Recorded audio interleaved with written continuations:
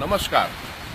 Amitabh બચ્ચનના grandfather Pratap Narayan અને grandmother સુરસતી એમનું લગ્ન થયું તો એક પછી એક બાળકો જન્મે ખરા પણ લાંબુ જીવે નહીં. કોઈકે કહ્યું કે હવે સગર્ભા સ્થિતિ ધારણ કરો ત્યારે હરિવંશ પુરાણ વાંચજો, અને હરિવંશ પુરાણ વાંચ્યા પછી જે બાળક જીવી ગયો એનું નામ હરિવંશરાય રાખ્યું. બીજા કોઈકે કહ્યું કે આ બાળકને જો દલિત સ્ત્રી દવડાવે તો એ મરશે નહીં, અને એક દલિત સ્ત્રી નામ લક્ષ્મણિયા એણે નાનકડા હરિવંશરાયને ફીડિંગ કરાવ્યું, એમને સ્તનપાન કરાવ્યું. એટલે જ્ઞાતિના લોકોએ હરિવંશરાયનો બહિષ્કાર કર્યો.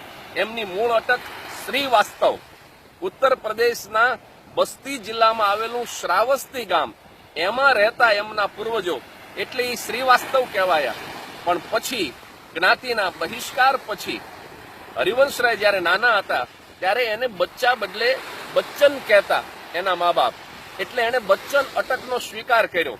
એટલે આ બચ્ચન અટક માત્ર આરાધ્યા સુધી એટલે કે ચોથી પેઢી સુધી જ પહોંચી છે.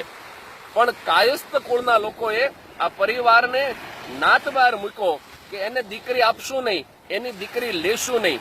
પણ જુઓ, અત્યારે અમિતાભ બચ્ચનના પુત્રવધુ મિસ વર્લ્ડ ઐશ્વર્યા બચ્ચન છે. એટલે આ વાત હું એટલા માટે કરું છું કે દરિયા જેવું વિશાળ હૃદય રાખો, ખૂબ જ મહેનત કરો, કંઈક બનીને બતાવો. કર્મથી માણસ મહાન છે, જન્મથી નહીં. Thank you very much.